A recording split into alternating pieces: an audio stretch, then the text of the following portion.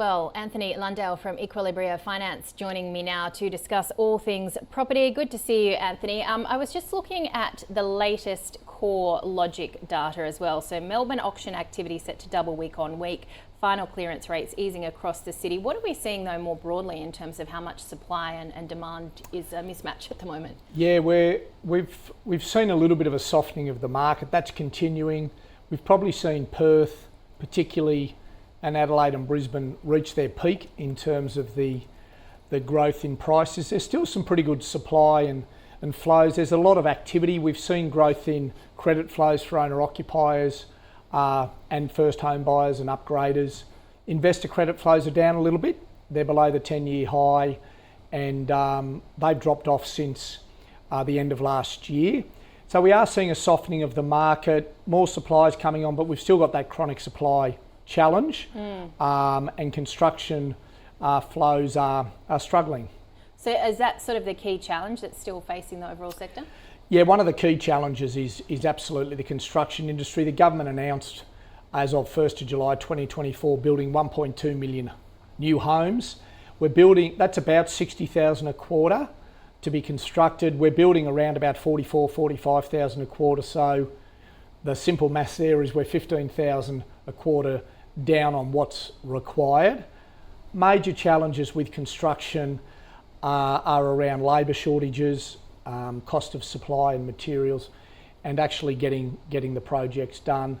But we are seeing some advance in terms of multi-unit dwellings, and those sort of construction numbers are up, which is a good sign. What are we seeing in terms of owner-occupiers versus investors in the market? Yeah, owner-occupiers are growing. I think the rate cut, I think some extra supply in some of the areas has brought owner-occupiers back in. They're seeing some opportunities maybe now to be able to purchase over the next 6 to 12 months. We're certainly seeing that in terms of some of the activity coming across our desk. Interestingly, investor flows rose about 20% over the last 12 months, but they have fallen over the last quarter by about 2 or 3%. So they're still up on the 12-month period, but they have eased up a little bit, which is interesting.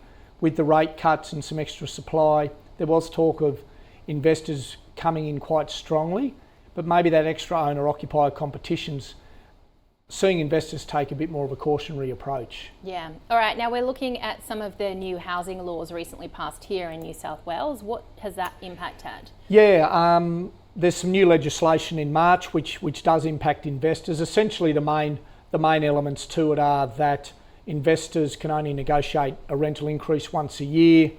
There's got to be a legitimate reason for moving a tenant on, and there's some criteria around that, making it more restrictive for an investor.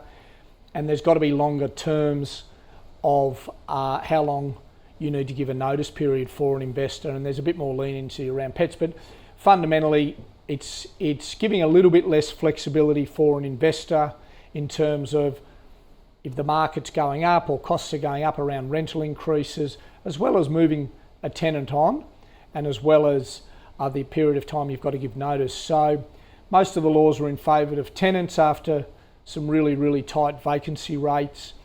It may impact investor activity in New South Wales. We saw that in Victoria when they increased the land taxes. A lot of investors got out of Victoria.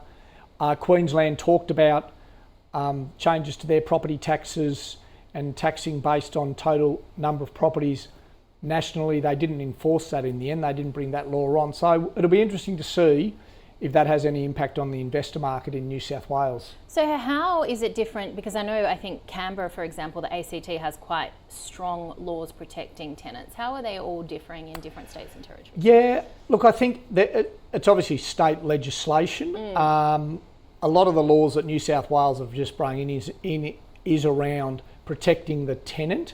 They're probably a little bit more easier in terms of the tenancy in Queensland, Victoria, but Victoria's very difficult now with the land taxes. So they are state by state.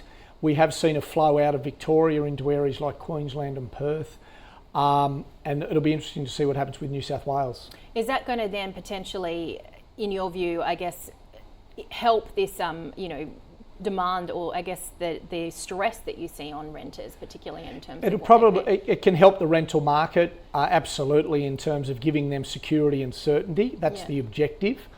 And if they have to move on, giving them more time to find another property. I guess the challenge will be whether it impacts investor purchases and they move to other states because of some of those more restrictive things, which could then impact supply of investment properties. It's too early to tell. This has only just come in, but it absolutely gives the renter more certainty, and that I think is on the back of those low vacancy rates, the increase in the rapidity of the increase in rentals we saw over the last couple of years. So spring and summer now over, what is sort of the forecast in terms of what sort of demand or increases you're seeing or decreases in auctions and the like? Yeah, we tend to see an increase in the auction levels running into autumn. It'll be interesting to see if that plateaus out a little bit with the run into the election and obviously potentially different legislation from each of the political parties. And we've also, but we have been seeing auction clearance rates 67, 68, up over 70% in some states, which is pretty good. People are out there buying. I think with the lower rates, people are out there being able to, it's helping affordability fundamentally and sentiment as well.